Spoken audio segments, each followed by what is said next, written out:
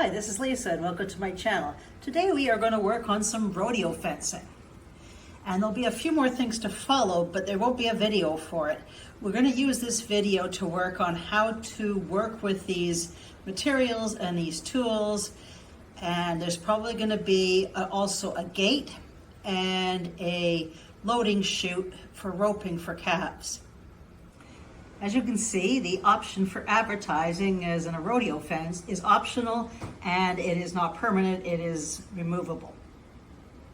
You can make all sorts of layouts that you want for rodeos or for any other events you'd like to use this for. So let's get started.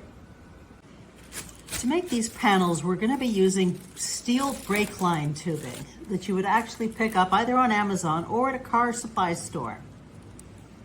I am using 3/16 inch diameter and this roll is 50 feet. And you can also buy this already straight. You don't have to buy it in rolls. To straighten this, just lay it on a table, hold one side and slowly unroll it. And that helps straighten it as you go along. After you've done that, you can put one end in a vise and another end with some pliers and actually hammer on the pliers away from the vise and that'll straighten it out completely, but that is not necessary for that. So either straighten it out by rolling it or buy it straight. In this table I'm showing, it'll tell you how long to cut your first piece depending on the size you want it and how you'll be using it. I've also shown above how big the layouts are if you're showing in NAN, and that will make a difference for live showing, but not for photo showing. So whatever that is, you're gonna cut a piece that long. To cut tubing, you're gonna need a tubing cutter, and I put a link below on where to find that. And then what you do is you open it up, you stick your tubing in, and then close this till it's just firm. Now you can wear some gloves or something to protect your fingers if you're doing a lot. What you need to do then is just twist this around. After a few times, tighten it a little bit and twist it some more. Tighten and twist, and it'll take maybe up to a minute to get this piece cut. So just tighten, twist a few times, and tighten again.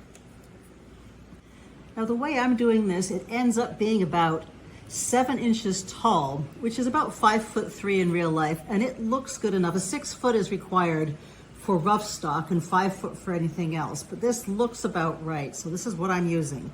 And for that, I'm gonna measure exactly 6 3/4 inch from both ends of my tubing. To make the bends, we're gonna need a tubing bending pliers, and I'll put a link below. And then we're gonna set it for the 3/16 mark. Now placing that right in the center, you can tighten these up and then squeeze.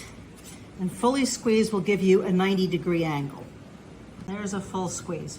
And you can see it's a 90-degree angle now. And if you measure from the top to the bottom, that should be 7 inches. You're going to do the exact same thing on the other end and make sure you have parallel bend. And there is my frame piece bent, and it should be even on both sides so you get nice horizontal on top. Next, measure the distance between here and here, and it should be the same at the top and the bottom. And we're going to cut 4 pieces exactly this length. And you could put an extra, you could put 5 pieces in and make them closer, but I think 4 looks fine. And it is what most of the fences use. For this piece here, the vertical piece, you can have 1 going in the center, or you can have 2, depending on the length that you're going to use. And I'm cutting these 5.5 inches tall. Now, that is up to you how tall you want them, but there is 2 on my long 12-inch piece, or sorry, 12 foot. So this is gonna be 12 foot in real life, and I'm putting 2 stays here. For the last pieces of metal, you want 2 pieces, 1/2 inch long, and that is gonna be for the hooks at the side. And those are all our pieces. Before soldering, you would want to take some medium grit, say 320, and give everything a light sanding. And then with isopropyl, full alcohol, wipe everything clean. Using the alcohol is important to clean off any grease before you solder, but make sure it's around the 100% alcohol or isopropyl. And it should be nice and clean now. Any of the black sections should come off. You should see it cleaning. So now I've taken this outside, and you can see my larger one versus a smaller one I have. And the larger one just fits on the soldering mat. I'm gonna leave a link to the soldering mat below. So first I'm just gonna lay them out, and with this piece, I want to make sure the top and bottom are the right distance apart. So I'm gonna set the bottom piece first. Using Play-Doh, I am setting everything in place like I want it. So once I have the bottom one done, I'm going to measure evenly and place these as well. This piece can be removed once you have the right distance. Make sure when you're putting in the Play-Doh, it's not anywhere where any of the wells will be. So anywhere down here or anywhere in the center. You will need a soldering iron with a wide tip like this, and this is used for stained glass, not electronics. You will need some flux and some soldering, some solder and a paintbrush and something to clean your soldering iron with. I will post a link below of which one I'm using, and it's not an expensive iron. Next, we're going to take some flux and we're going to paint it on the joints, both sides. And get it right in there. And do these and these. Clean off your tip of your soldering iron. Apply a little bit of solder to it. And then you're going to heat the join.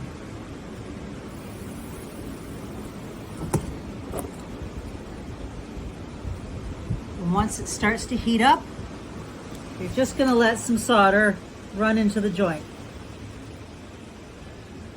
Then leave it alone and do the next one. The idea is not to overdo it here.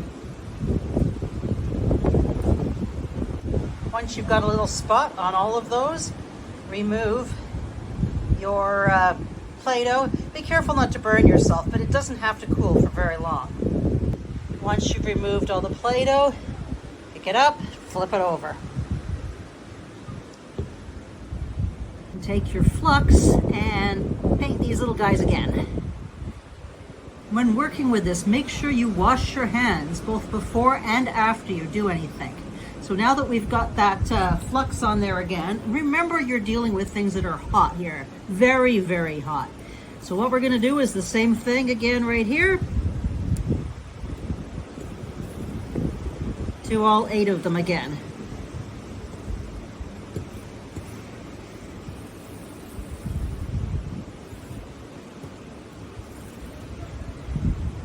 Now, if you have any bumps like you see here, you can just take the hot iron and melt them off. Just like that. Once it's cooled for a couple minutes, I'm going to pick it up, and it's probably still hot. I'm going to determine which side I like better. On the best side, I'm going to put facing down. Then I'm going to measure outside to outside, or inside, whichever's easier, and I'm going to mark the halfway point, the top and bottom.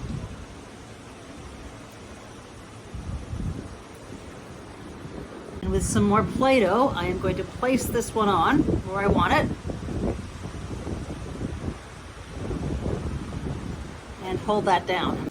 And then again, taking my flux, I'm going to put it on all around where these joints are going to be.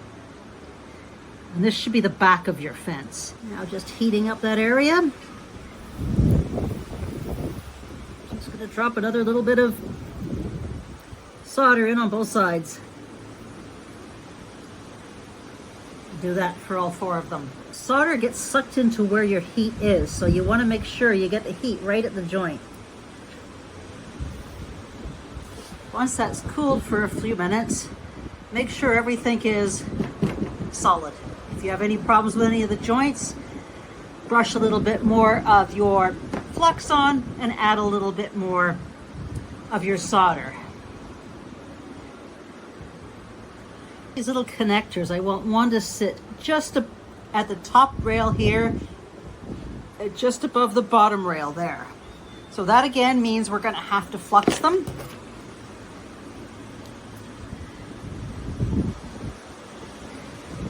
And I'm doing this right now from the back. You want the putty to push it in, but you don't want it on top of where the joint is going to be. Highly recommend not doing this while videoing.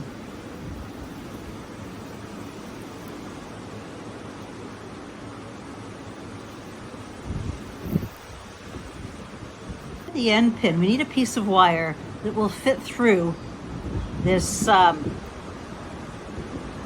piece. Then I bent it to create a hook, and then I'm going to cut it approximately the same length as the actual piece. And we need 2 of those, like that. And these will be put on the other end of this one and the other end of another one you're joining. But I'm not going to do that until I have a second one made.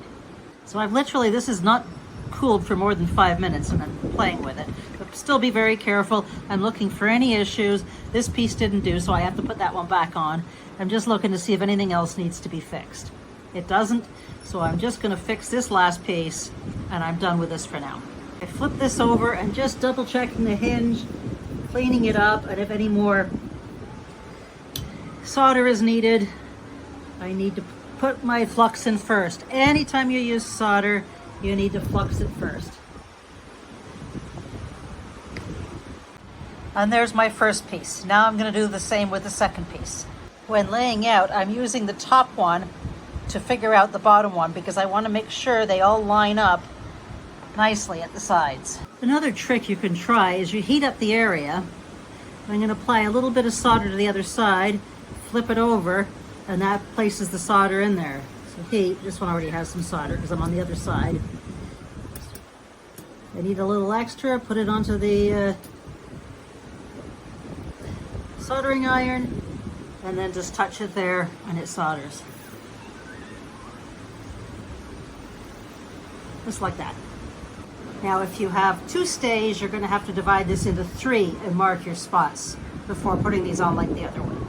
So when you're setting this up, make sure the hinge is on the same side on all your pieces because the connector is going to be on that side. With the pin in the connector, determine where you want this to be so it matches up on both sides, and then put a little mark where the bottom of that pin will be. Now using some Play-Doh, I attached that so it would work, and I've applied flux. And on this one, I'll probably use the drop-in method, so just heat up what you need. And then apply the solder to the tip, and just let it drip down into the spot. Both sides.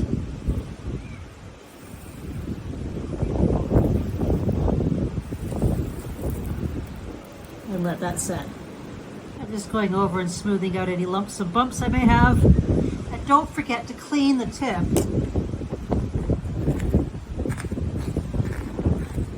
And when you're done, before you put this away, apply some solder on there and then turn it off. And here you can see the 2 click together. Now you can make as many of these as you want and with whatever sizes you want. So what you have to do at this point, you have to take this and wash it well, decrease it, and we're going to need to paint it. When you're painting, make sure you use something that is good for metal and that your pieces are fully dry. Then take them outside and spray them. You may need 1 or 2 coats. Also, don't forget to clean off your mat and your work area fully and wash your hands. And the Play-Doh is reusable. When using any can paint or primer, shake it for at least a minute. Make sure you spray outside. And I'm doing 1 coat, and then we'll touch up any spots I miss after with a second coat. Optionally, you can add some advertising to your fence, and this is great for rodeos. What I have here is some balsa wood, which is approximately 3 1/4 inches. So I'm going to place it on the side that's the front facing, not with the bars. And I'm just going to have it from the length all the way to the other length, and then cut that with a miter box and saw. Now for the back to hang it, you can use either the wire that we used making here, or you can use some brass strip if you have any left over from other projects. Here I've made a hook and made sure it will go over there. Determine where you want this to sit. So I want this to cover this, so I'm going to glue that just below. And I want one to be here, one to be in the middle, and one on the other end. So I'm going to glue those on to the back of my wood. And there I have my hooks glued on. And once that's dry, I'm going to paint mine. For me, it will be black. Then I've gone online and I use paint.net for all my artwork because it's a free program. And I have made a strip of advertising just from stuff I found on the net to go along that board. And I'm going to cut that out. This is on a glossy paper. And there is the piece. And you can see how that hangs on. Mine was long. I had to print out 2 separate pieces. But then I can just glue those on. And if I want, I can put some protective spray over it. And there we go. There's the basics of making panel fencing system with or without attached advertising. Coming up soon, there'll also be the calf chute and a walk-through gate. Thanks for joining me, and check out these other videos.